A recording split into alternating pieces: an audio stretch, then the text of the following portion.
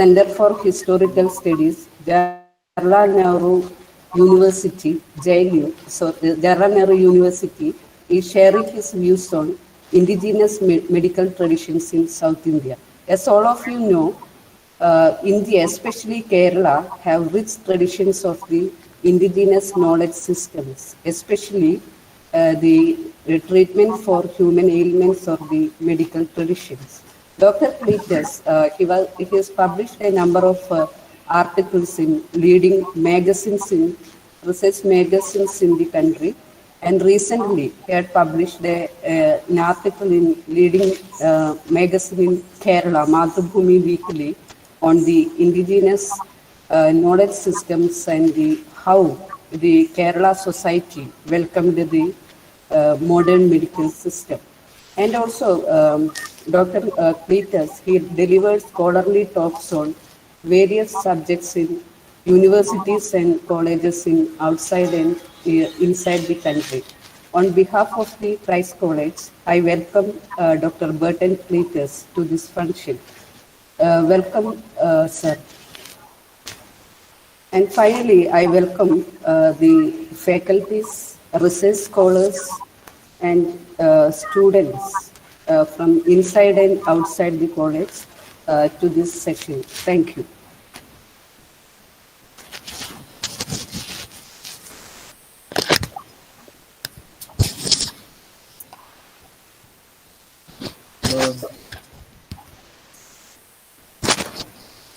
Hello. So let's begin the session. Before getting into the session, I request all of you to please mute your microphones. Up to the end of the session, there will be a discussion. So at the time, you can raise your questions by switch on the microphone. So I request you all. So I invite Professor Dr. Burton Cleetus to deliver the topic. Before the keynote speaker, I invite Reverend Dr. Jolie Andrews, the beloved principal in charge of the Christ College in Alagoda, to inaugurate the function and to preside over the session. Over to you, Father.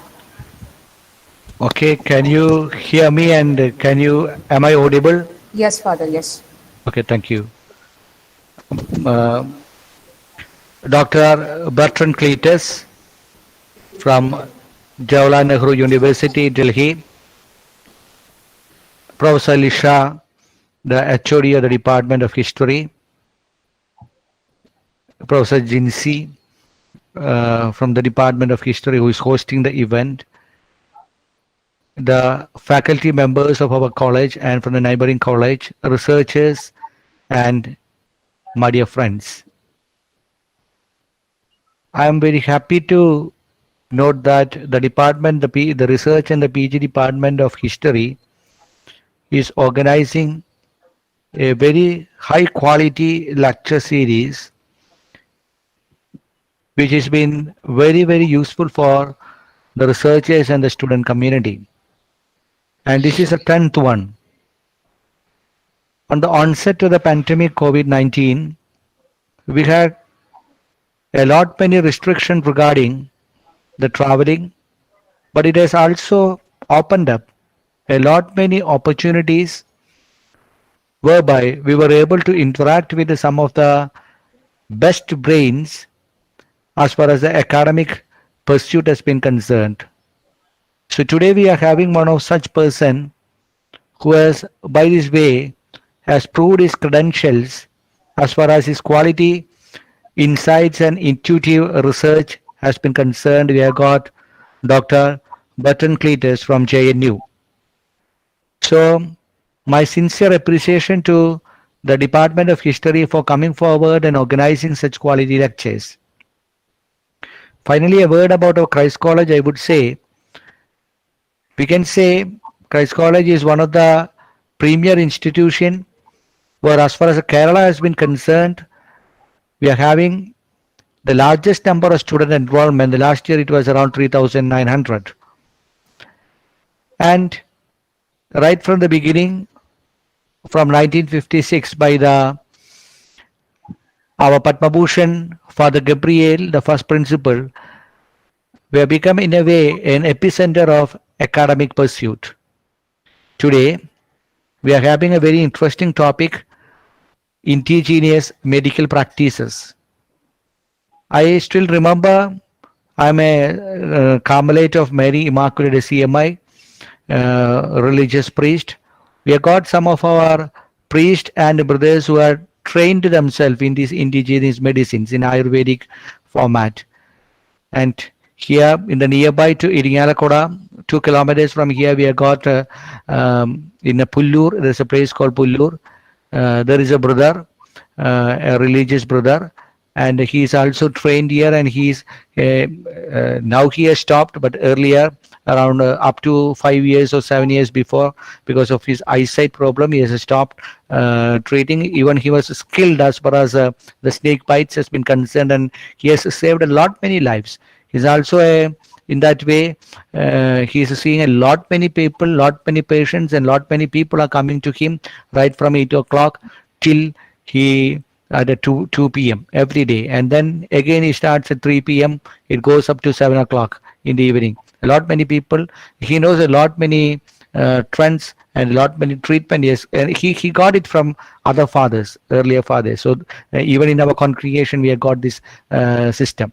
But I think these things have stopped now. We have got recently we have got the Ayurvedic training actually that has been done in the Ayurvedic medical colleges, but a lot many intuitions and a lot many knowledge was there with these indigenous medical treatment has been concerned, that has been carried over by the centuries and traditions. So have a wonderful day. I think we will be having a very enlightened talk by Dr. Burton Cleetus. Have a wonderful day, and thank you to welcome you, sir, to this our Christ community here, Dr. Burton. Have a wonderful day. Thank you very much. Have a nice day. Thank you. Thank you, Father. So we are going to the core area of the session. I invite Dr. Burton Cleetus to deliver the session or to deliver the talk on the topic situating the indigenous, engaging with the medical traditions in South India. So I request all of you to please mute your microphones and please make use of the opportunity. Thank you all. Over to you, sir.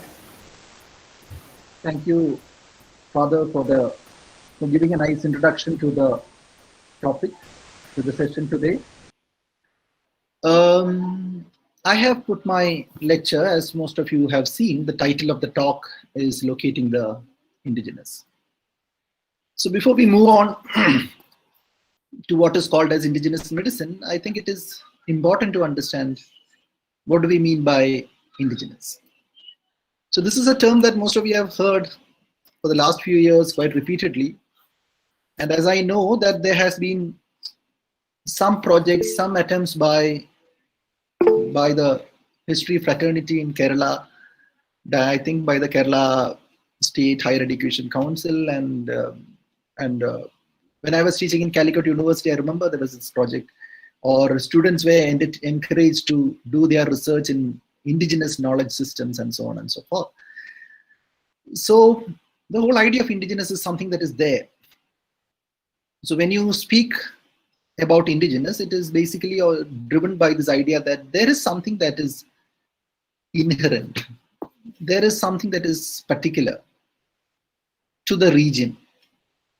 This is what Kerala possesses. Okay. So there is a medical tradition which has homegrown, which has not been touched by external influences. Something that has been preserved, something that has been protected, something that you can call as the essences of the identity of a region. That's what you call as indigenous. However, at the very outset, when I say that it is something about locating the indigenous, I would like to say that indigenous, rather than seeing indigenous as something that is inherent, something that is authentic, we need to understand indigenous as something that is constantly being constituted. The basic premises of indigenous keeps on shifting. There has not been a standard process of what is called as indigenous. For example, if you look at 50 years back or 60 years or 100 years back, what constituted indigenous was different from what is being called as indigenous now. So now when we speak about indigenous, as I said, in various colleges, the attempt is to write, or even in this meeting, in this webinar, when you are trying to organize something on what is called as the indigenous, it is also in a certain sense driven by what is called as global and driven by what is called as national, driven by the whole, it is in constant confrontation, constant dialogue. I would not call it constant confrontation. Of course, it could also be in constant confrontation, but it is certainly in constant dialogue with the nationalist as well as with the global. So the indigenous is also in a certain sense part of what is called as the global, part is something that is called as the process of globalization that has set in primarily after liberalization. Is there something that is authentic and something that is indigenous? In the process of constituting the indigenous, you are constantly trying to say that when you say that there is something that is indigenous to this land, you are knowingly or unknowingly, we are trying to say that there are certain things are not really part of this land. There are certain things that are alien to this land.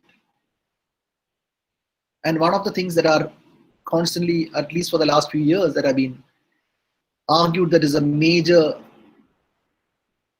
alienating force, or something that is alien to this land, which is taking a dialogue, the discourse that is taking place at a national level, is basically religious identities. If I am to say that I am a Christian and if I am indigenous to this land, some of you might agree, some of you might disagree. Well, but your religion is alien.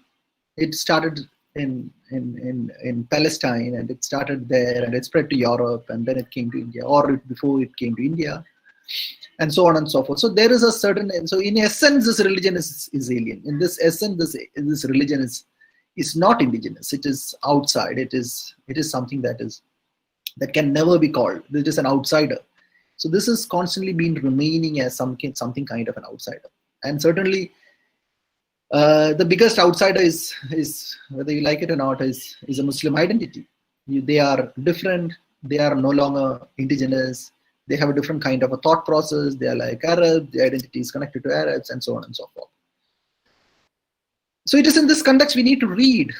This whole idea of indigenousness is basically a political project. When you say it is a political project, it is also a project which is closely interconnected to the notion of power. So it is the power, it is a working of power at the level of the state.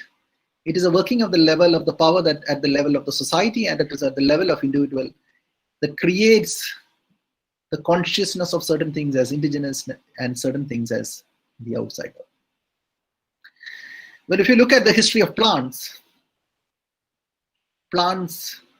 is closely interlinked to medicine, and that certain plants that we think as close as part of the indigenous identities of Kerala were themselves foreign. For example, is the case of coconut itself. So studies have proved that coconut, the plant that is Keram or the Kera or the Kerala, the word Kerala itself has emerged from this whole idea about coconut, has come from somewhere from Indonesia, Thailand, from the Southeast Asia. It has been planted roughly around the 5th century BC in Andhra Pradesh, and it comes in the 1st century, along the 1st century, into Kerala. So the coconut tree that you call as indigenous to our land came along at the same time as Christianity has come to Kerala, and maybe a few centuries before Islam has come to Kerala. Still, coconut remains indigenous, and Islam and Christianity remains the alien and the outsider. So similar is the case with a variety of other kinds of plants. It comes in various times.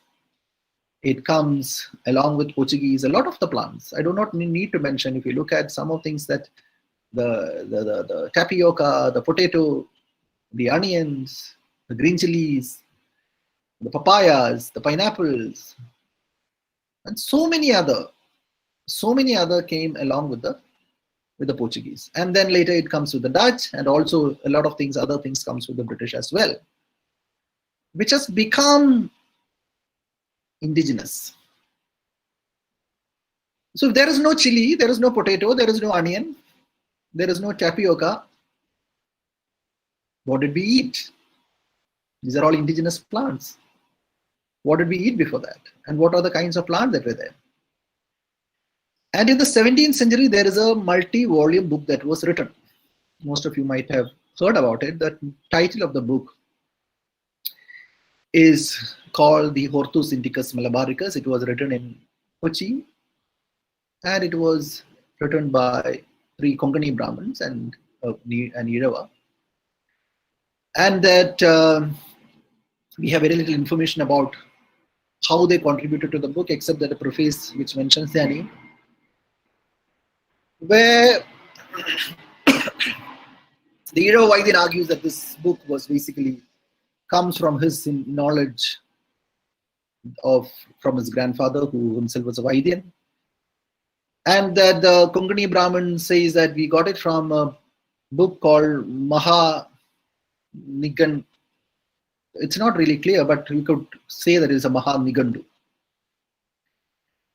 So it doesn't mention Ashtanga Hridayam, it doesn't mention Charaka Samhita, it doesn't mention Shishruta Samhita, it doesn't mention a lot of its commentaries. But the book is constituted. 2 things. As late as 17th century, when this book was constituted, Ashtanga Hridayam wasn't really popular in Kerala, what we call as indigenous medical traditions. And a lot of the plants that are identified in this book, the second aspect is that a lot of plants that have actually gone into the book in the 17th century. Of course, there is mention about coconut, there is mention about jackfruit, there is a variety of plants that have been mentioned, but a lot of other kinds of plants that are mentioned in the books we can't really locate. That is what Manilal's work. Manilal was a botanist in University of Calicut, and he says that a lot of plants could not really be identified, so they went off. So I'm speaking of the 17th century. Plants that existed in the 17th century are not being able to trace in the 20th century. In a short span of 3 centuries, a lot of plants simply disappears, and a lot of new plants come. So when you say that a lot of new plants come, a lot of new plants disappear, there is an intervention of the people. There is an intervention of what to be cultivated, what to be grown, what needs to be popularized, and so on, keeps making within the society. So what happens in the 19th century? So the 19th century is very important. We have patchy sketches of information in the 17th and early centuries. Those of you who are working in the ancient and medieval Kerala knows that there are really a positive sources. Though we say that it is because we don't really have the bigger culture of preserving documents. We don't really have so much information about the medieval period. But in 19th century is quite significant. That means from 1800 onwards up to 1900. So that 100 years is quite significant as far as Kerala is concerned. So during that time, a lot of changes were happening. During the time at the national level, there is this national movement was happening in a major way. And a century earlier, 1780s, 1770s, something else was happening. What was happening is about a matured stage of colonialism. So that means colonialism also had different kinds of stages. Colonialism from mercantile capitalism to a more settled colonialism that was happening, where after the Battle of Panipat and Plassey, the British had established themselves in Bengal. And that when they established themselves in Bengal, unlike being a trading power, what you find is that the moment it established itself as a state, it did something else. It, on the one hand, it established a Samindari system, land relations. But on the other hand, the colonialism also had different kinds of projects of framing the state in which they have ruled. They had a particular kind of framing the land which they conquer. So this becomes part of science. So what is science after all? So when you speak about science, you say immediately you think about science as something that exists within the laboratory, something processes of engagement that happens in the laboratory and so on. However, science is an ideology. Science is a method of, is a form of knowledge production. It's an epistemological difference that happened it happened from the 16th, 17th century onwards, where everything was collected, everything was codified. So even when you look at the Horthus, Indicus, Malabarikas, it was a project of science. So how does it become a project of science? It becomes a project of science because if you look at the earlier traders, the earlier Arab traders, they engage in trade before the Portuguese and the Dutch, and later the British comes into Malabar.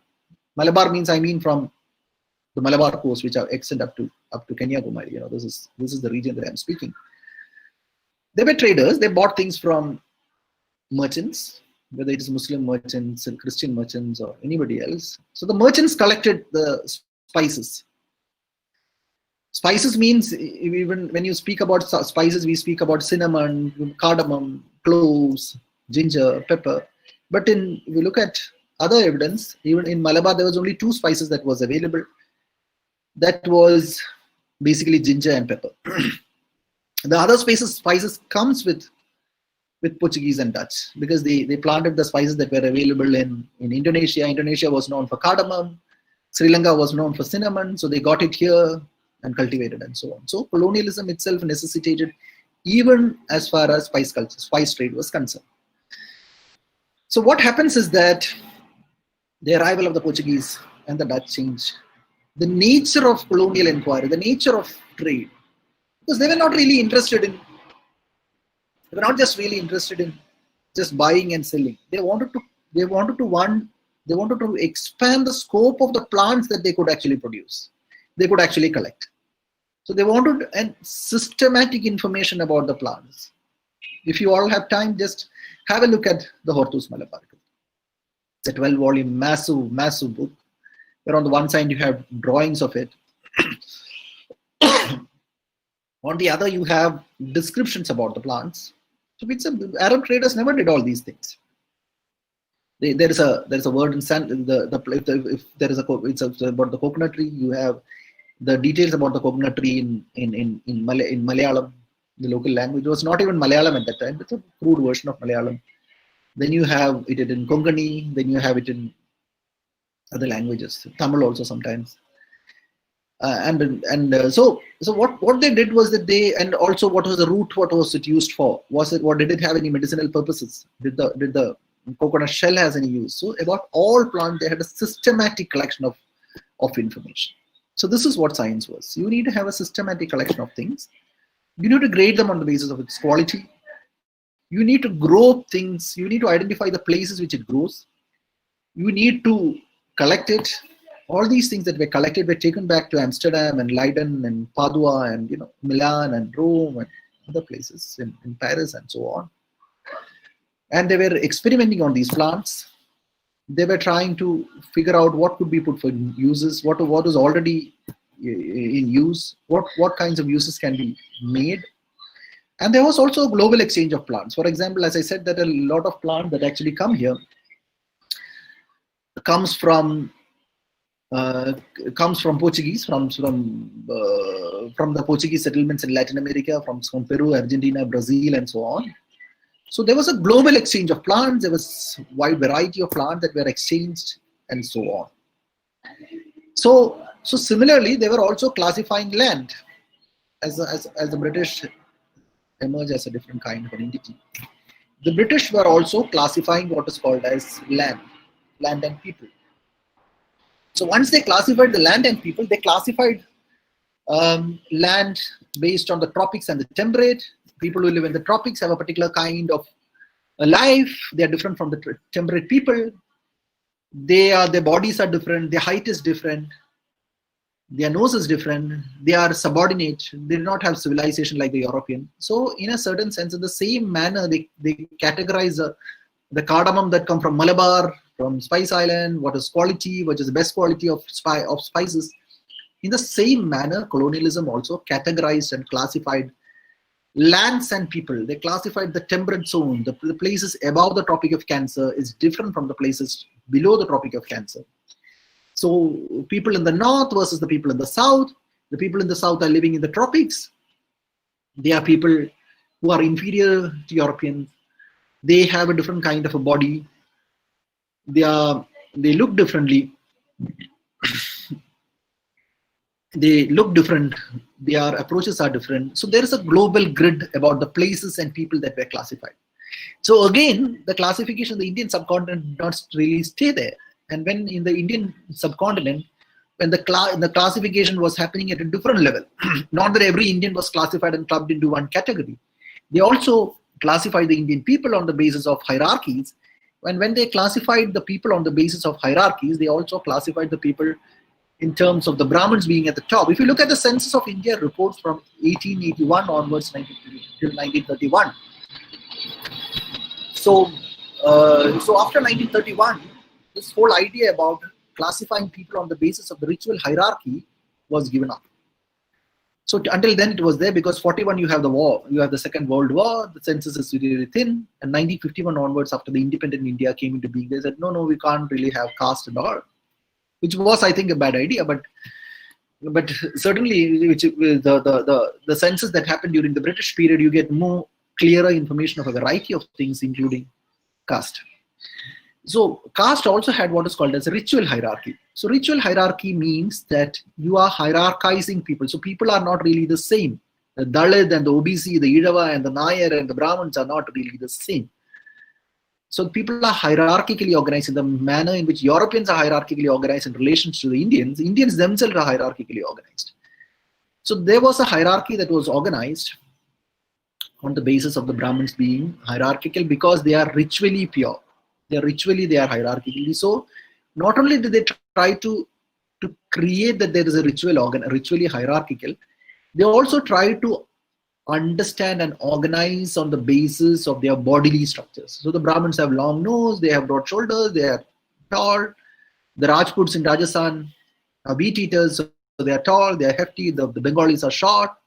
So this is a way in which it was done. And the tribals have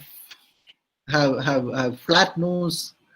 The tribal in Andaman and the tribal in Malabar, they have different kinds of flat nose. They are short, they're bulky, all kinds of categories. So they formed what is called as the Anthropological Society of India.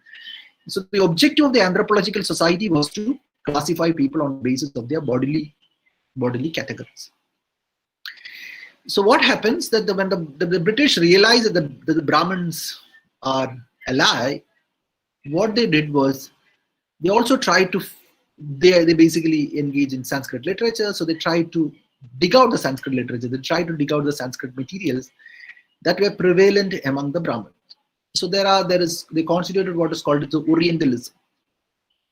So Orientalism was a project in which the British, like the people like William Jones, Hal Hurd, and a variety of others, they engaged in a process of standardizing knowledge forms which were primarily textual Sanskrit tradition.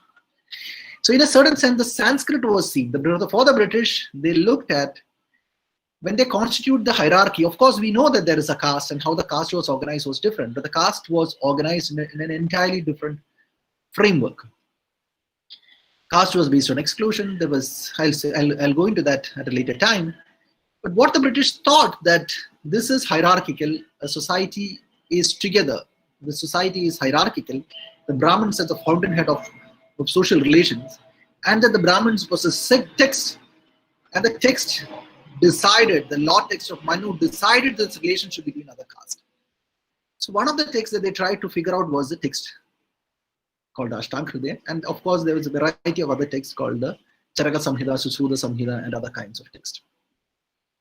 So what about these texts? Were these texts popular? So what we find is that these texts were texts that were confined to the Brahmin household. So so what is this nature of these texts? Are these texts? So if you look at this, the Shruti literature, the Brahminical literature, the Brahmins had a particular form of transforming these texts. For example, these texts were hardly written. They were not really written down. You cannot write down the text. It will lose its ritual, its religious sanctity. So what you have to do? You have to by heart the entire text. And interestingly, when people like William Jones and others were traveling across the country and going to Brahmin households and trying to recover these texts, what they found is that these were in the minds of the Brahmins. These are not really on palm leaf. These were largely on the minds of the Brahmins. They had by-hearted these texts, and they were repeatedly, they passed on to the other generation. And that the idea that you cannot really add anything or deduct anything from this text. So when they went to Bengal and when they went to Madras, the Bengali Brahmin and the Madras Brahmin knew the text exactly as it is. Knew the text as it is. You have the entire text that they know without being changes. So this is the status of the text in the late 18th century when the Brahmins and the British trying to explore these texts. So did these texts make any changes? Of course, Ashtanga did not really make any changes. But if you look at Ashtanga, they did make changes as far as Charaka Samhita and Susruta Samhita is concerned. They draw upon a variety of things from Charaka Samhita and Susruta Samhita. Ashtanga is in a certain sense a combination of both texts, and it is an elaboration of the text, and it also has developed into 8 branches of knowledge, branches of medicine. But if you look at the commentaries, these commentaries are also incorporated. For example, in Bhava Prakasha, you have mentioning about the Firangi Roga or the syphilis that comes along with the Portuguese. And then you also have plants that comes later stage like okra or what is called the lady's finger becomes part of the medical traditions. So on the one hand, the text is more closer, it was close to the Brahmins, but it is also a certain kinds of incorporation and interaction which is also taking place.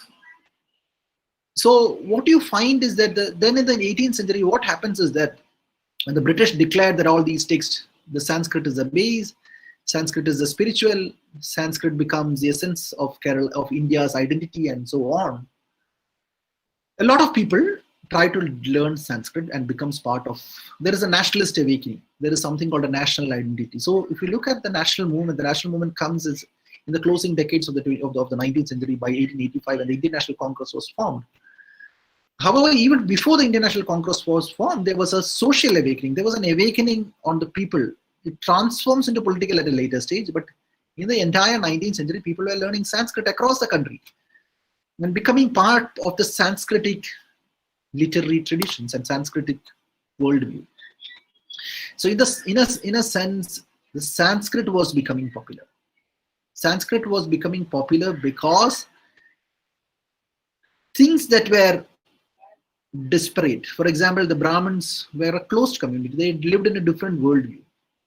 But the moment it was expanded into a society, the Brahmins, so the Brahminical knowledge, which was the meanings of it, the power of it was confined to the Brahmins, becomes extended to the society at large. So when it becomes extended to the society at large, and when Sanskrit knowledge becomes a form of power, it becomes a form of negotiating power for the Brahmins. Brahminical, this is what is called as a Sanskrit knowledge spread among the Brahmins in a major way, whether it is literary knowledge, whether it is in the form of medical traditions. So on the one hand, it got spread within the Brahmins. So the spreading of these knowledge within the Brahmins took place in the 19th century. So Sanskrit wasn't a popular language as late as 1981.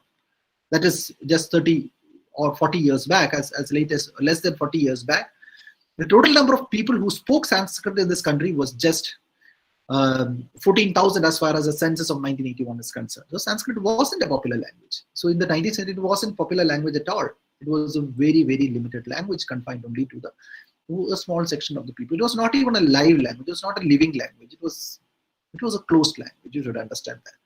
However, for the Brahmins, it becomes a very significant form of negotiating social mobility. It consolidates their power.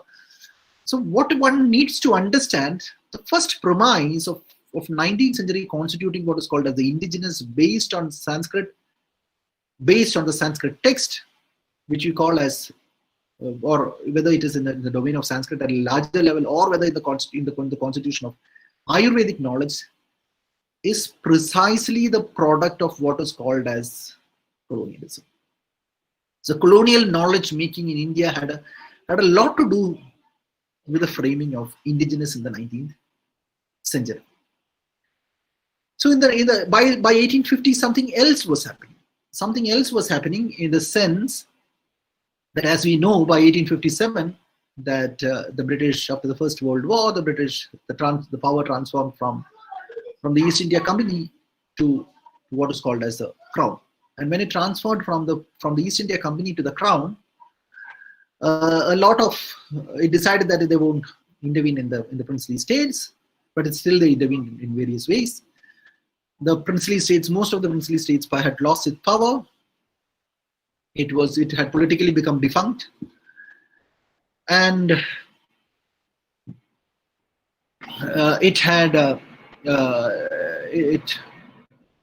just a minute.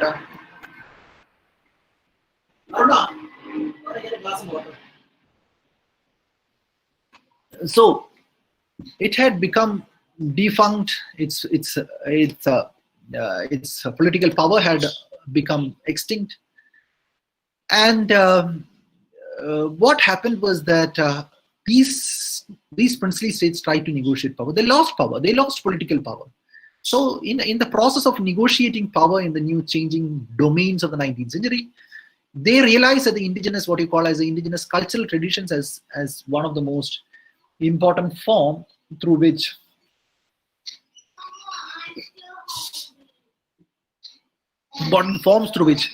power could be negotiated. So what did they do?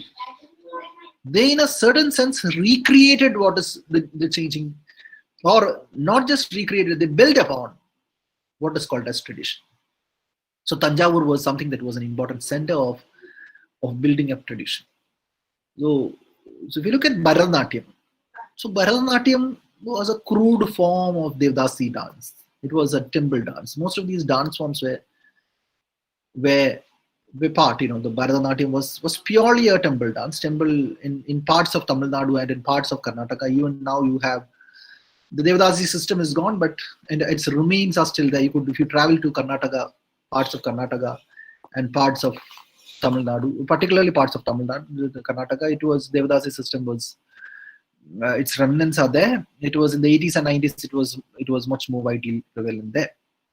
So these are dances that were performed by Devdasis in the temple. So what happened is that this dance, the Tanjavur, the Raja of Tanjavur took initiative to codify these dance, make it Sanskritized. That had nothing to do with Sanskrit. The words became Sanskrit. The language was becoming Sanskritized. If you look at Malayalam in the hands of some of these early, the leading literary figures in Malayalam, in their hands, what happened was that the Malayalam separated itself from Tamil to become Sanskrit. We go into that later. But what happened is that these dance forms these are not just coming, they are just creating. They are creating a tradition. They are creating what is called as tradition. The Bharatnatyam itself is something that it was not even recreated. It was created, totally created in Tanjavur. And then if you look at Mysore was also an important center. If you look at Travancore was one of these important centers. So Travancore Rajas also realized that they really did not really have, they also lost their political power. They were just de jure governance was happening, but effectively a large number of things were decided by the British administration in Travancore. And Travancore state also recreated many things. They were center of art. You have Swati Tirunal who composed music, they created music, and the modern, what you call as the traditional classical music was created in the late 19th century, created in relationship to modernity, created as a relation in a binary with modernity.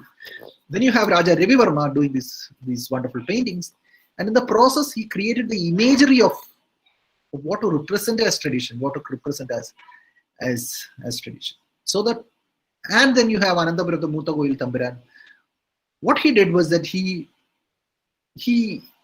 taught Ashtanga text to the people of what is called as it's basically it's taught to the Nayars or the upper caste community, and also to a certain section of the elite Idavas. So what do you find in this whole process? What do you find in this whole process is that from William Jones, the British making claim to tradition. They said, we are these traditions. We will recreate India doesn't have a history. That is why you have the James Mill's history of the British India. James Mill writing the history of British India from England without ever coming. They thought that India as a nation, India is not really a nation, and the British will create a nation. India doesn't really have a history, and James Mill will write a history of British India. And William Jones and others said India doesn't have a tradition, so we will recreate the tradition, we'll dig out the tradition, we'll recreate this tradition. And that in the early 19th century, 1800s onwards, the Brahmins, a lot of the Brahmins, it became popular among the Brahmins, these classical texts, because even for the Brahmins, it was a way in which to renegotiate their tradition. And by the later 19th century, what happens was that what is called as a Sanskrit comes away from the Brahmins into the palaces. For example, in Travancore, there were places called Utubiras, where the Brahmins were given free food, and that were stopped. The privileges of the Brahmins, in a certain sense, was transformed into the state, and the state takes away what is called as tradition. State becomes the representative of tradition. State not just becomes a representative of tradition. State consolidates these traditions, creates these traditions, formulates these traditions, and also it spreads with its people. Because what happens in this process was that the state and the people, this whole idea about a nation state, a state also has its relationship with its people. The state is not really something that is connected only to the Brahmins. It is not something that is connected. It becomes in a certain sense connected to what is called as a wider public. So the knowledge was created for the wider public, taking away from the Brahmins, and it creates it. So if you look at, if you had to ask Bharatnatyam, is it Brahmins? It's not Brahmins. It is about the state. It becomes part of the center of the state, but it becomes part of the social elite. So any political power, any power for that matter, if a power has to exist in modern period or in traditional period, or in what I'm saying tradition, I'm saying if power has to exist in the 19th century, if the power has to exist in the 20th century, power simply don't exist.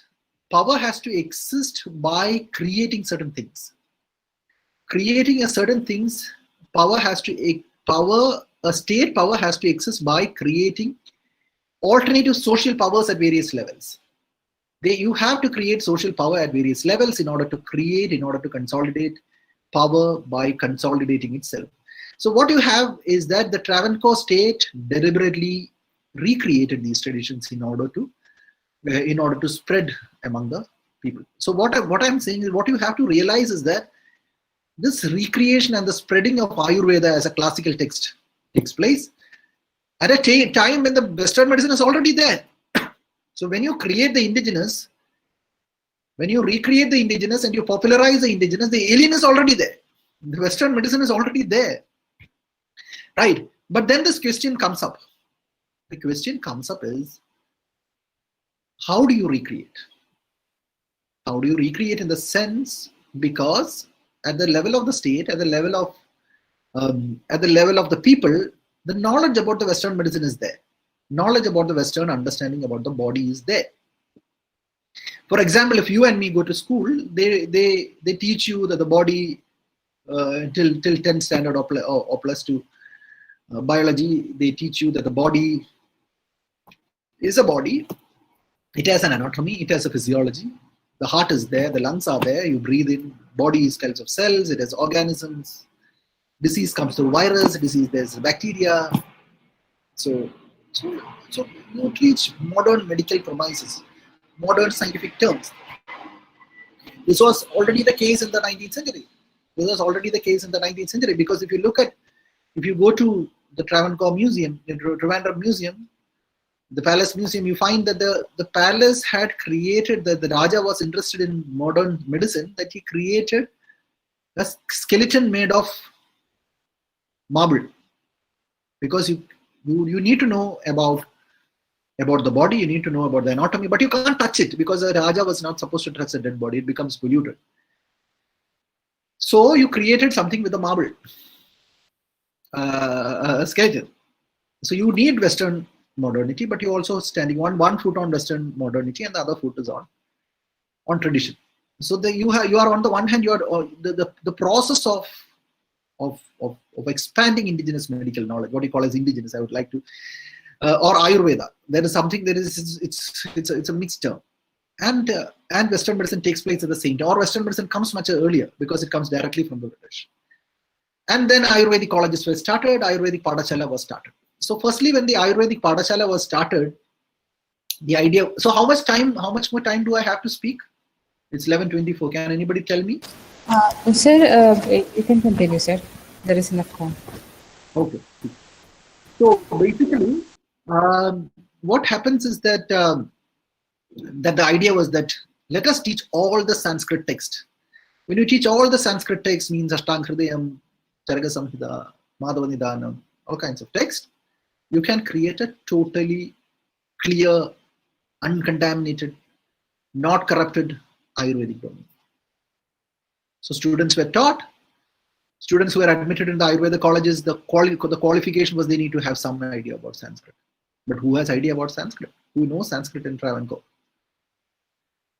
But then somehow some very few students came, and that they were taught that the body is a semi-fluid substance, the body is made of humors, the body is a substance which is basically about Vata, Pitta, Kapha. The bodily processes are happened by what is called as dadus, and so on. So the students had a problem that on the one hand you are learning Western science, the body is of anatomy, physiology, all kinds of things, pathology, and so on. On the other hand, you are learning Ayurvedic text, which sees that the body has a different notion altogether. So how do you make sense of both? This was a crisis that Ayurvedic students who were admitted to the Ayurvedic colleges had to face, Ayurvedic schools had to face. Then they came up with the idea, let us teach both. Let us teach them both, and students, let them make sense of both. Then they taught them, on the one hand, they taught them Western sciences, Western medicine, and the other, they taught them Ayurvedic text. The problem was that increasingly students found it difficult to make sense of either this or that. It couldn't make sense of either Western medicine or Ayurveda. A problem that continues till today. Till today, if you go to the Ayurvedic colleges, you find the students are facing this crisis. Is the body on the basis of Vata, Pitta, Kapha, or is the body on the basis of anatomy? They cannot come to a conclusion. That apart. So what happens when the Sanskrit medical knowledge was actually becoming popular? So when Sanskrit medical knowledge was actually becoming popular, so as I said that the Sanskrit medical knowledge was becoming popular because it was connected to the state. The state is a very strong entity. The state, even we know, state can command resources, state can negotiate, state can create knowledge forms. State commands a lot of resources, and so the state commands power. And that the state is not that the power becomes confined only to the Sanskrit palace. The state, if the state has to command power, it has to spread the power, it has to recreate the power, it created knowledge forms within which power articulates. So the power, in a certain sense, has to reach the family, it has to reach the society, it has to reach the power, it has to reach the society. And that is precisely the reason why the state, whether it is the Indian state or the Kerala state and the government and the state, is always patriarchal. It is always patriarchal, primarily because every power, whether it is religious power, whether it is state power, they need to, it exists on the basis that they have to create power, they have to preserve power, they have to protect power at the level of the family and the level of the individual. Only then, so any power exists by garnering power that is deployed, power that is dispersed. So as I said, the state in that sense was creating power. The god was creating Sanskrit knowledge.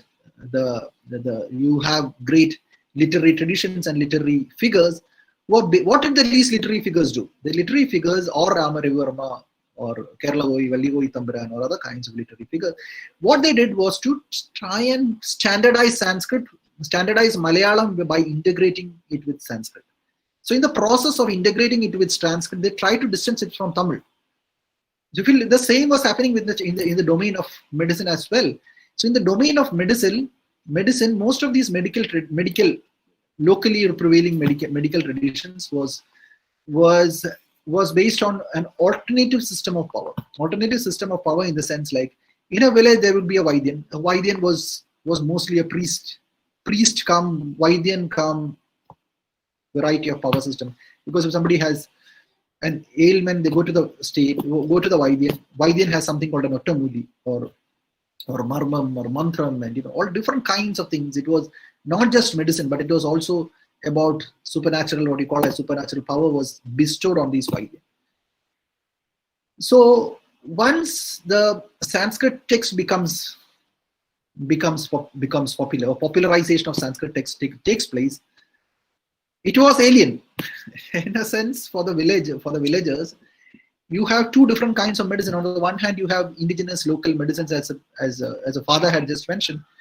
There were localized medical tradition that was there, that was based on eye treatment and or snake poison treatment and so on.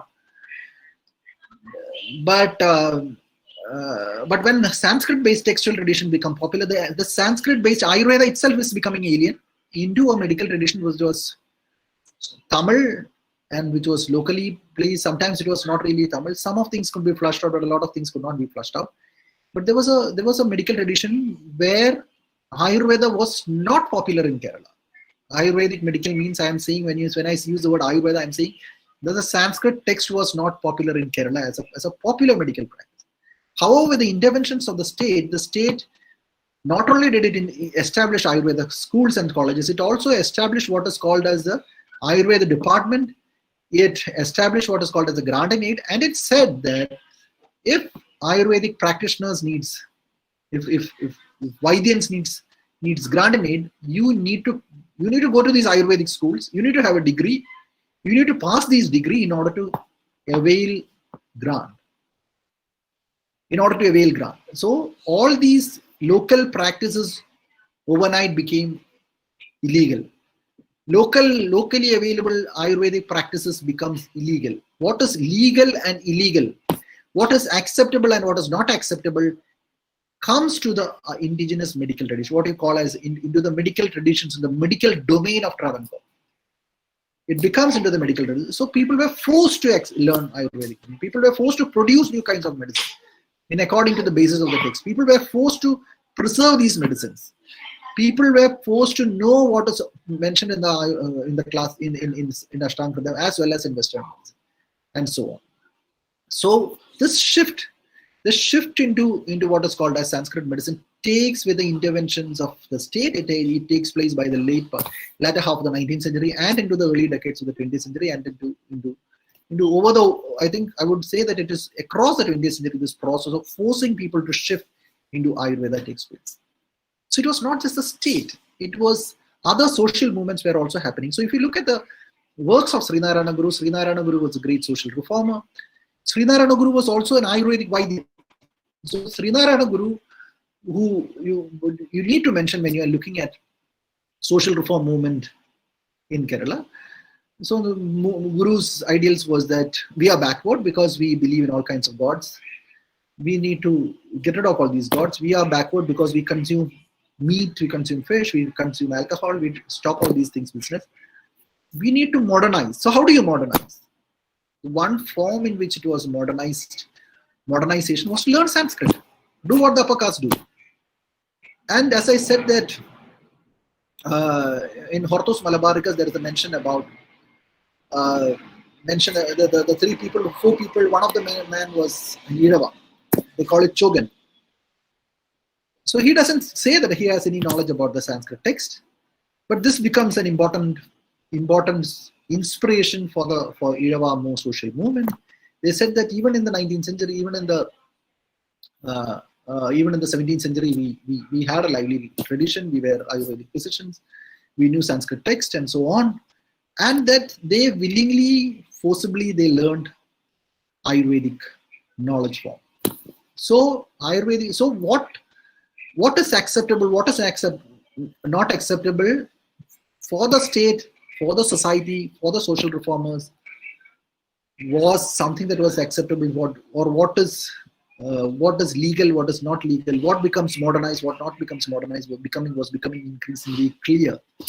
The Sanskrit tradition was becoming the process through which modernization of a society, modernization of an individual, and in which the state power could actually be established was becoming increasingly clear. So in this process, what you find is that the Sanskrit text becoming, whether it is Ayurveda or whether it's other kinds of text, becoming a kind of an envelope.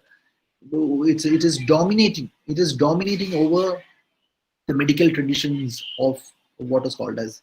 So now when we speak about Ayurveda, we tend to understand Ayurveda as a kind of a medical tradition that is indigenous. So when you say that it is indigenous medical traditions, it has become part of the state. So on the other hand, there is also a national movement going on. There is a movement that is happening in Travancore, these kinds of changes that were happening in Travancore. But there is also a national movement that is happening. So national movement was to understand what is called as a nationalist essence. And when they tried to look at these nationalist essences were seen as part of the tradition of India. So when you say that it was part of the essences of India, certain kinds of essences had to go. Certain kinds of locally available practices had to simply disappear. It cannot be accepted within the national pantheon. It cannot be accepted within what is called as a national. So if you look at the writings of a variety of people, they were all trying to be part of this Sanskritic tradition. And it is elaborately said in the Census of Reports. Census of India reports of 1881 onwards, you go through it. There has been caste movements. All these lower caste wanted upper caste status. And when they wanted upper caste status, what they say, for example, a lower caste status in Kerala would say that, oh, we were all Brahmins. We were all actually, what happened, there is a story that is there. It is in part 1, it is there. There was a lady, the Brahmin was coming, Brahmin wanted food, so there was a lady was there. So in the night, the Brahmin had a sex with this lady, and the child was born. So, and because it was, the Brahmin cannot touch the body, you cannot have Brahmin status. You have this child, and from then you have this tradition, and this tradition, we belong to this caste. So this is elaborately there. This is the usual story for all the castes. So all caste was trying to incorporate, which is basically mentioned in M.N. Srinivas's famous idea about Sanskritization. And then, so this kind of a movement towards there is there. And then you also have, you see the speech of Jawaharlal Nehru in 1947, when India got freedom in the midnight. Nehru gave this powerful speech, which most of you know is called as a Tryst with Destiny. In that speech, he says it is considered to be one of the finest speeches that leaders have given ever. In his speech, he says, the soul of the nation long suppressed finds utterance in 1947. So what is the soul? So soul is something called essences. It is this essence of this tradition. So what is this essence? Is there an essence? So when you speak about indigenous medicine and the whole objective of this seminar, we all try to say that there is something called an essences. And that is a great tradition. And we can go back to it. And in fact, we can't really go back to it. We can't really go back to, of course, there are limitations in going back to what you call as the indigenous local tradition that is separable from the Sanskrit tradition. But even within the Sanskrit tradition, even when you have text, you can't really go back to it, because the Sanskrit tradition was based on a different and entirely different epistemological premise, and an entirely different form of epistemological premise, which is based on the theory of cooking. A theory of cooking which is connected to the world of cooking, where the sun becomes, the world itself is a big pot, cooking pot, and the sun cooks it, and that is how the Brahmins controls the fire. And the temple is the center of controlling the fire. The Brahmin can lit the fire and extinguish the fire. The Vaidyam is also there's a fire in the stomach and the fire in the body. So the religious world and the medical world is closely interconnected and so on. However, what actually happens is that it's interaction with modernity, and the places are divided according to these categories of Anuba and Jangala, and the places are in Sadharana. There is totally different kinds of a classification that is there. So from that kind of a classification to a new idea, which brought about by Western medicine, is something that interaction has created a problem. And it is this interaction between these two has created a medical domain and created an Ayurveda, which borrows a lot from Western medicine. You can't really go back. When you speak about Ayurveda itself, you can't really think that the body is a semi-fluid substance, a jelly kind of form, and so on. You look at the body in Western medical categories. And this whole form of indigenousness is in itself being created in the time of a relationship after the arrival of Western medicine and Western knowledge forms. So I will conclude. I would say that indigenousness, in a certain sense, is basically, as I said that it's a form of power that is created. It is without the form of power, knowledge cannot be created, and it is created with the power of science and the power of classification of colonialism that created societies as indigenous in itself. It is the colonial. It is William Jones, and that is the colonial project that created this India as something that is indigenous knowledge form. That means it is indigenous to this land. As I said, that Christianity, when you say that it is indigenous to the form, it says that the Hindus are indigenous to this form, and the Christians are alien. But we know that the Christians come at the same time that the coconut tree has come in this form. When you say that Ayurveda is indigenous to this land, we know that the Ashtanga Hridayam was constituted in the Sindh. Sindh is now in Pakistan. And that the Charaka Samhita and Sushruta Samhita was constituted in Takshashila, which is now in Afghanistan. And many of these Sanskrit traditions many of these texts are constituted in places closer to Kurukshetra, which is the northwest frontiers and other places. So there is the land itself becomes very, very problematic. It is not really the essential. So what is the essence itself is not really known. And that the British were trying to create an indigenousness on the basis of their own understanding of what their society is. And they said that the indigenous has to have a history. So when they said that India doesn't have a history, and the society does not really have a past, it's a society that is not worth living. So they really created a history. And when they created a history, they said that the ancient is the essence. The Hindus are the essence of Indian society. The Muslim period is invader. And of course the modern period is the British. Because they considered the Muslims as invader, primarily because they had a tension with the Muslims and they knew about the Muslims, and they tried to look at, they were constantly creating an essence of what is called as a nation belongs to a particular kind of religious community and its knowledge forms. However, as we know that Islam comes in the 6th and 7th centuries in Malabar.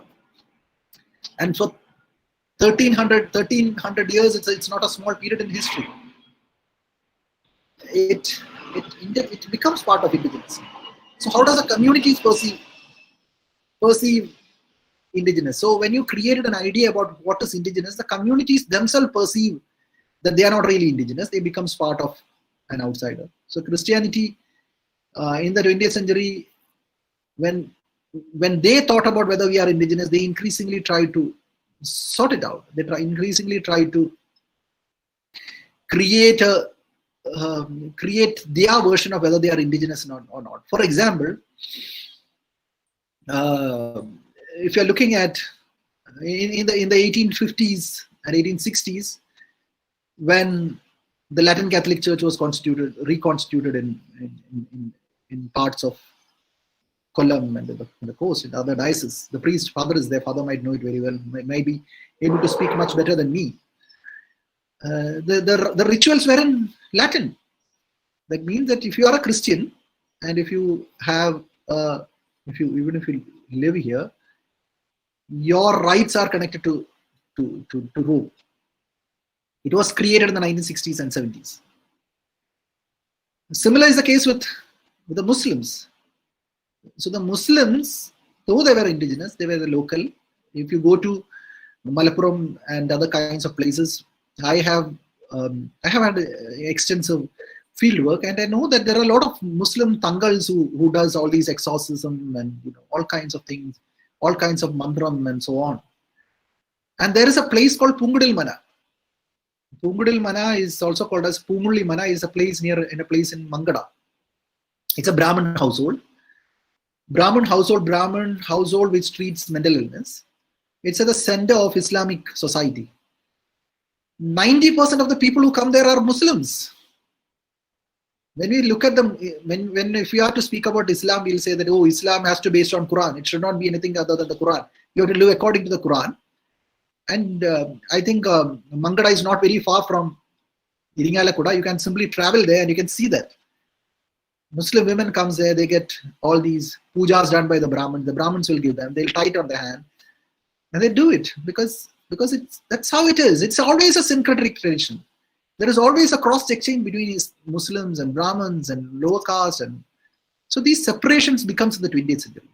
And they're trying to locate that these are indigenous and these are alien. And if you look at the Islamic reformers that will come to trying to argue that don't believe in these local traditions, don't believe in mantram, don't have any kinds of interactions with other communities.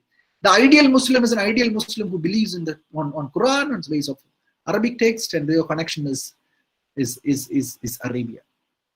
So on the one hand, the process of indigenousness creates the enemy, and those whom you call as enemies tries to internalize this whole idea that they are themselves, their lineages are somewhere else. So what do we find in this whole process is that indigenousness itself is being created, and this whole idea about locating something in a remote past itself is connected to the local kinds of power relations that happen over a period of time. I stop here. Thank you. Thank you, sir. Thank you very much. So now it's the time for the discussion.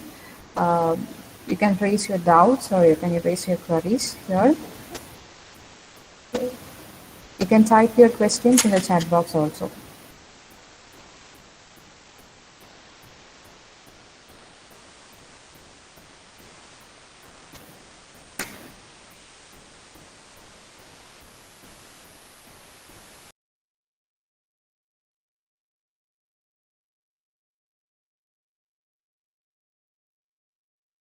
Sir, hello.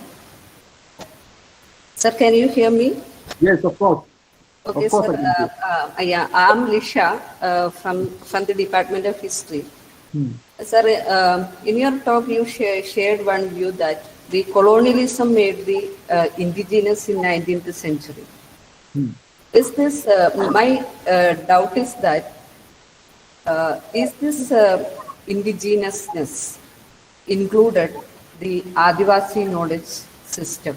So all of you know the Adivasis or the primitive people, they had rich and unique traditions in medical practices or the human ailment. Is this included? The 19th century colonialism included the Adivasi knowledge systems? Or are there any references about it? See, when you say that Adivasis had unique medical knowledges and so on, you should understand that these kinds of knowledges were there among all communities. Among all communities, all groups, there were different kinds of knowledges were there. when you say that Adivasis had a particular kind of a knowledge, because okay, we can figure out that they had certain kinds of knowledges which are connected to them. They had, they knew about some plants and some ways and so on. So there are two things in this. One, the Adivasis, the Adivasis themselves are connected to the world outside. It's not that they are not really connected to the outside world. So they get their medicine, they sell them, they produce for, they try new medicines, and they're also constantly interacting with the world outside. One. Secondly, as I said, that the locally people had medicines like that, similar like the Adivasis. Local medicines were available. But what happened is that certain, on the one hand, even in the classification, the hill tribes were avoided, but all other castes were included in this census report as belonging to a certain kinds of a singular kind of a grouping. So when there becomes a singular kind of a grouping, what happens is that this relationship between the upper caste and the lower caste, or this total what you call as a society, makes these local knowledges irrelevant. You have to connect yourself to what is called as local knowledges, to the Sanskrit knowledges. So this is a kind of process that is happening. So when you say about indigenous medicine, you somehow tend to understand that when you say indigenous medicine, it is only the Adivasi knowledge. So my argument is that what you call as the Adivasi knowledge is a kind of a knowledge that for some reason has frozen in time. Some reason they were not really connected to the local, and that similar medical knowledges were also there. And when you say that the indigenous knowledge, if it is there, it is a tribal knowledge, primarily because this whole idea of looking at Adivasi knowledge as tribal knowledge, because we have lost what is called as a similar kind of medical tradition. We have lost those medicines, and now we say that now it is frozen, it's there, it's only with them. Right? That is how it is actually coming into.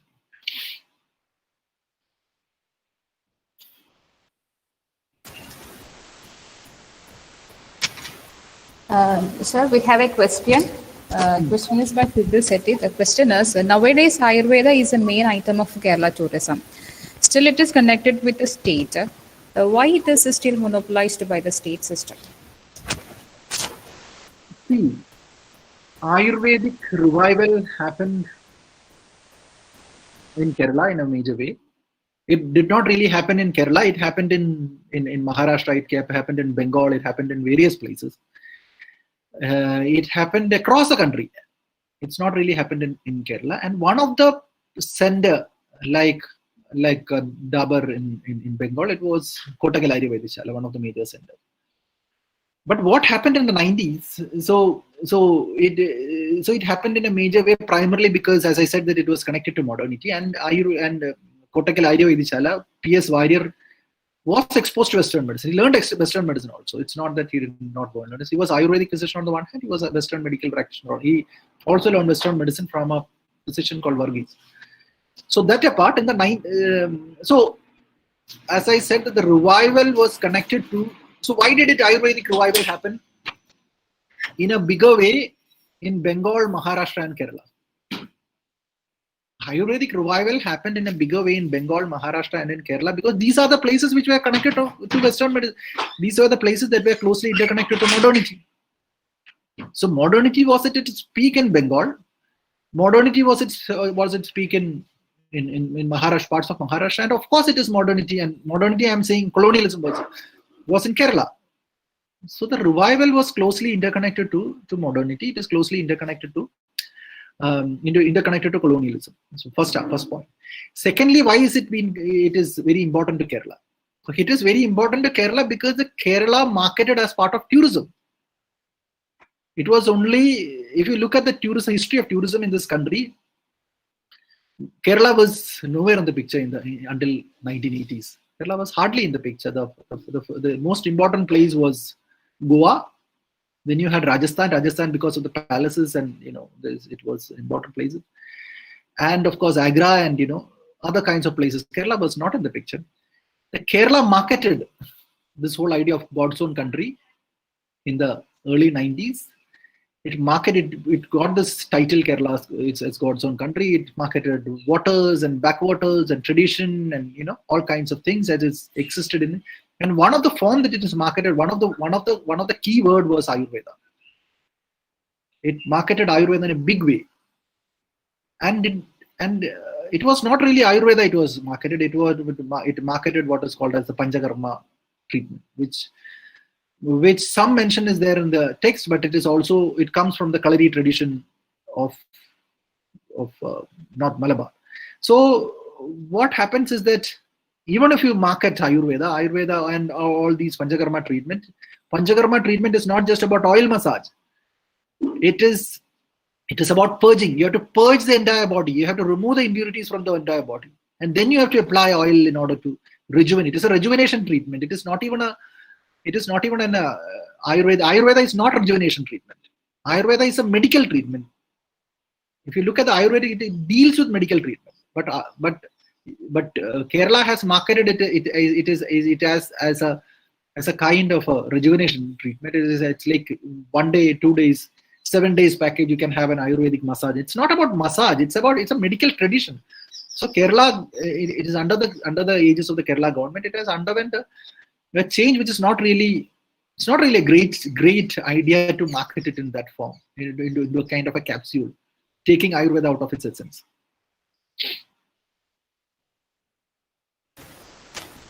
Okay, thank you, sir.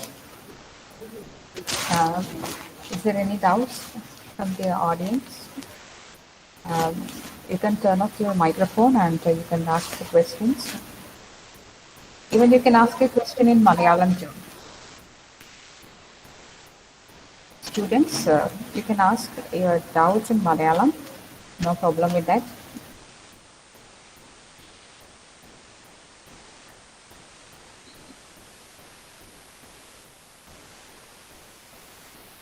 Here comes another one question, sir. The question is, Ayurveda is always considered as an exclusive treatment system which was monopolized by a particular group. It is not at all common. So how far can we call it as a truly indigenous? No, that's what I was speaking across my lecture. That's what I was speaking across my talk. I think you need a further more explanation to it, I think. No, that is what I was speaking across my lecture.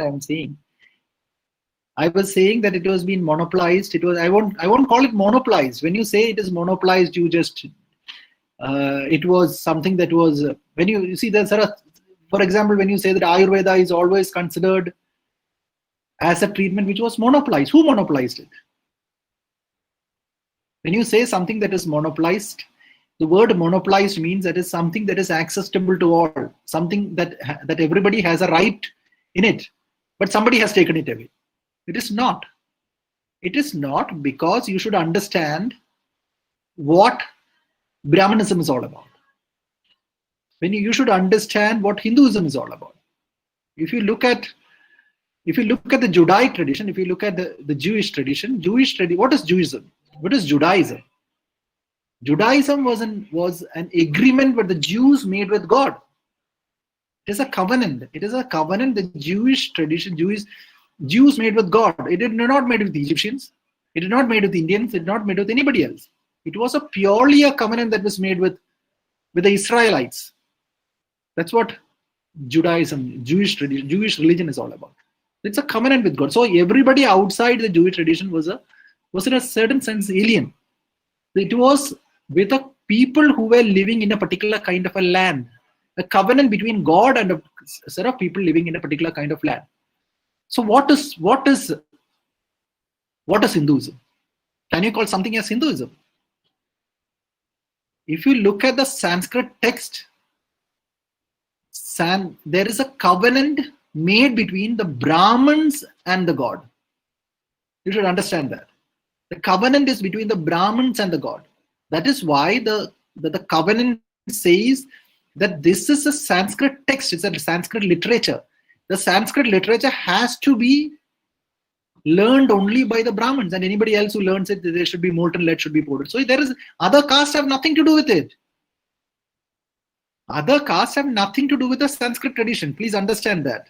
It is only in the modern period that it was expanded. It is a covenant. Others have nothing to do with it. So where does the monopoly come into being? How can the Christian say that the Jewish monopolize the Old Testament? They can't say, because it was a covenant between Judaism. Similarly, the covenant is between Brahmins and God. It was not between the Kshatriyas and God. And they said that others are okay, but other divisions are there. We came from the head, and there is an agreement. All the Sanskrit texts are between us and God. That is how it became. So they kept it with them. So it is not a popular thing. The popularization of Ayurveda comes with modernity, because during the modern period, you say that, in India is a country, everybody is there, everybody has to be accessible, and so on. That is how Ayurveda becomes popularized. Ayurvedic Sanskrit knowledge becomes popularized in that way, not in any other way. So we can't say that they monopolized 2000 years back. It is a monopoly. It is a monopoly because it is a covenant. Right? Is it clear to you? Yeah. I think it's clear now. You have well explained. Is there any doubts? Students, teachers and scholars, if you have any doubts, please ask your question.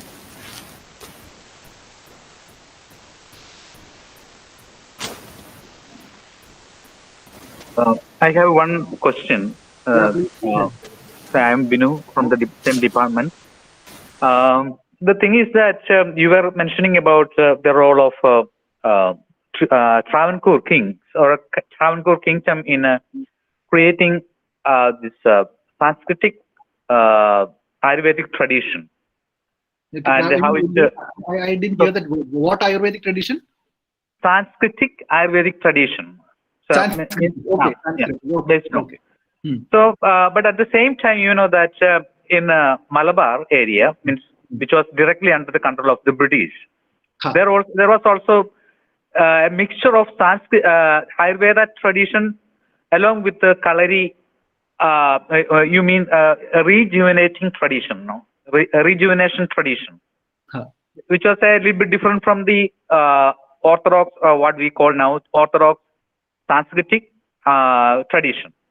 So one thing is very interesting to note, that this rejuvenation tradition was not merely about rejuvenation tradition, because it was a part of the weaponry tradition that was existing in Kerala for quite some, means Kalari. Yeah. Kalari, it was this weaponry tradition also. So it was very much a part of this tradition that became later a rejuvenating tradition.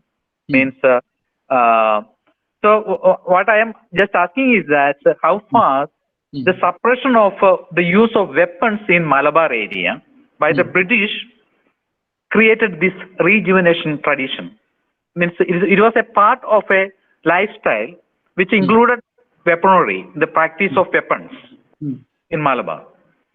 And was it the prohibition of the use of weapons in Malabar by indigenous people that created this rejuvenation tradition, or only it has happened only in the 20th century, you mean? It's an interesting question. It's an interesting observation about that.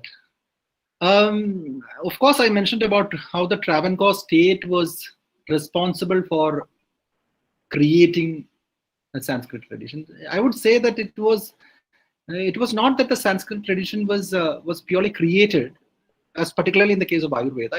In the case of Ayurveda, they were extending. In the case of art, they were creating. So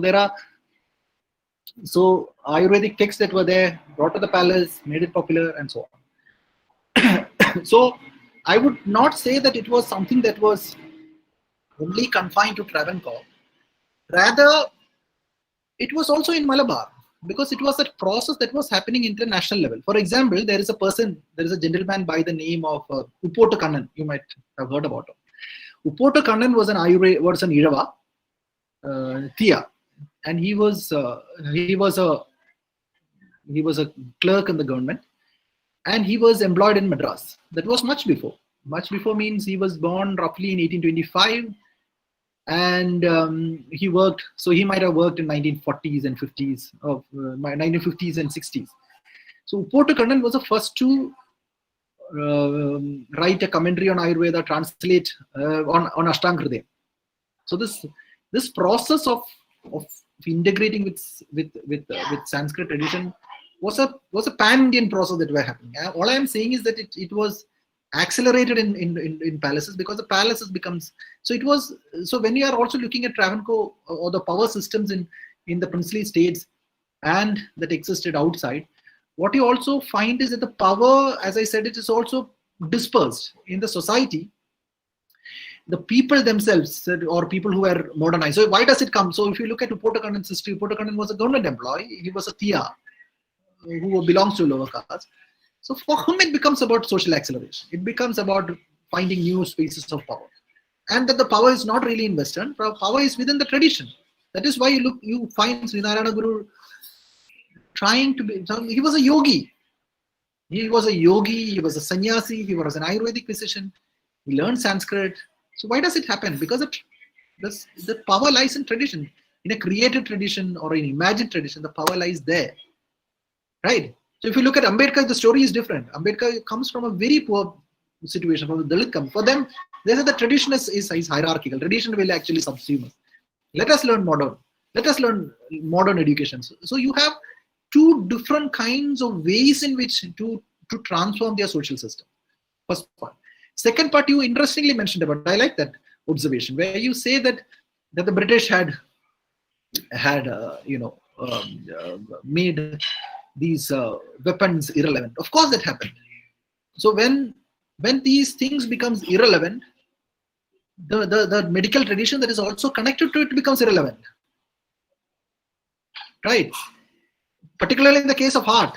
For example, if you look at Bharatnatyam, it was connected to temple dance. It was connected to the Devadasi system. It was a dance before the gods and before the men.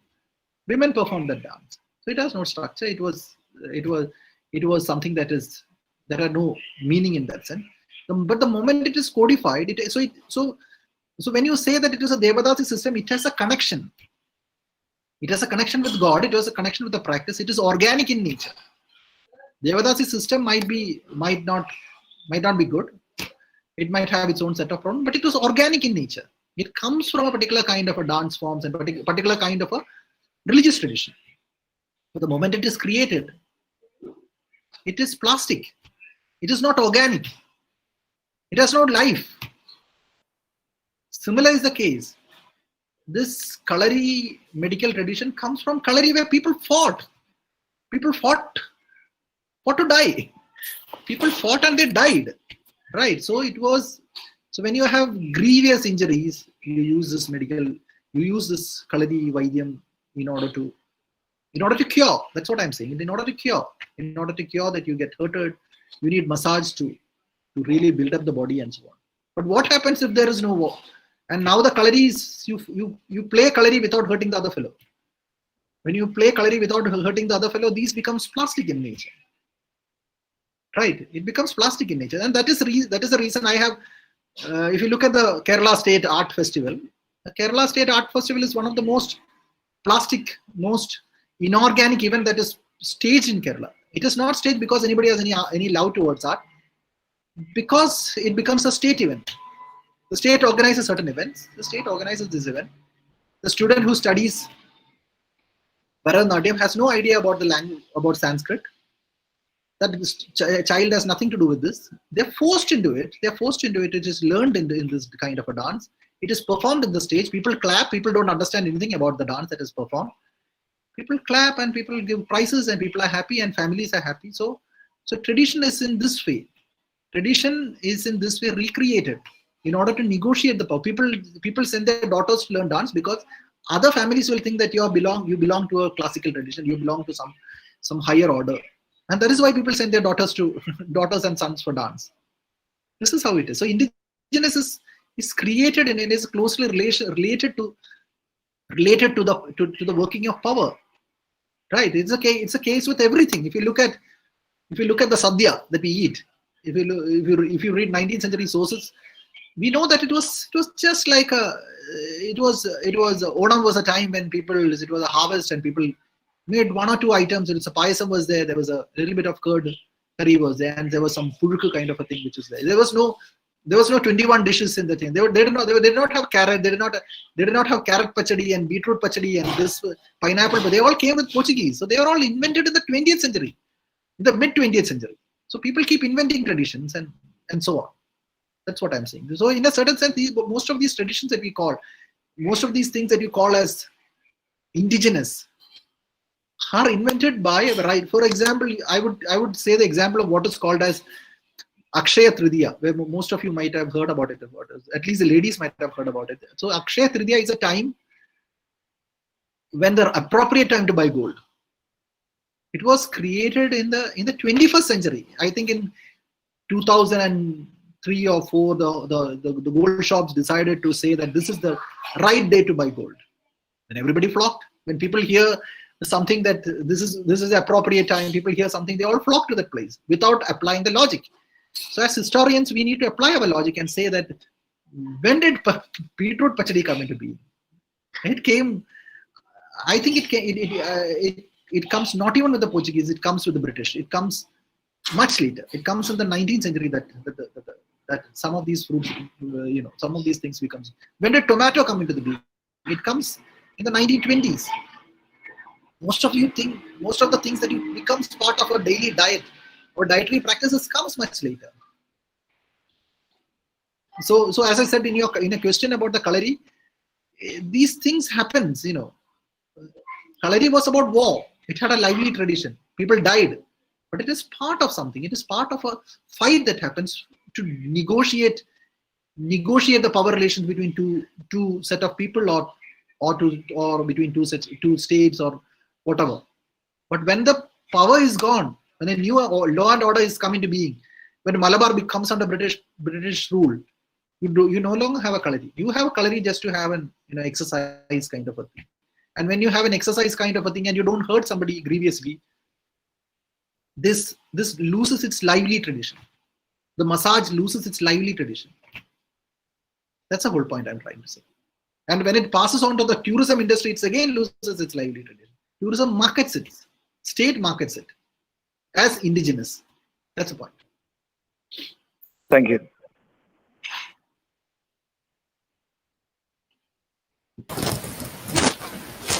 Thank you, sir. It's almost 12:10. Yeah. Is there any doubts?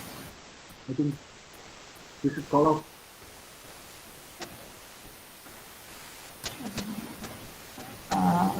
I think it's a time for concluding the session.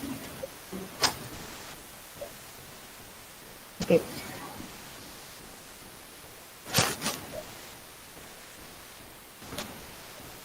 Okay, thank you all. So let me conclude the session. It's an honor and a pleasure to thank you all because it's a long journey. We have started our webinar series from 28th July, which was inaugurated by my beloved professor, former registrar and professor in history, Sri Shankaracharya University of Sanskrit, Professor Dr. S. Shivadas. Then from then onwards, we have completed almost 10 lectures or talks, web talks, which was carried on by various scholars who were specialized in their subjects. So it was a series. It was really a wonderful experience on behalf of Department of History and all the students and scholars who had joined to all these ventures. So let me thank each and everyone who joined with us to make our venture a big success. First of all, let me thank the beloved or the esteemed resource person of today's session, Dr. Burton Cleetus, who had delivered a talk on indigenous medicinal systems in South India. Thank you, Burton, sir. And let me thank our beloved principal in charge who inaugurated the session, Reverend Dr. Jolie Andrews, CMI, who is a support system in all our programs. I thank you, dear Father. And I also thank each and everyone who attended the webinar and made this session a very wonderful one. And thank you, everyone. Here we are ending the session, and here comes the end of the webinar series, which was organized by Department of History. As an organizing secretary, it was an indeed honor and pleasure to thank you, to say thank you to each and everyone, especially my head of the department, Professor Lisha KK, and my dear colleagues, Dr. Vinu M. John, Dr. Srividya V, and Professor Deepak Menon, who supported me and who shared their extensive support system with me to make this venture a successful one. And I also thank my students, my fellow teachers from other colleges and from my own institution.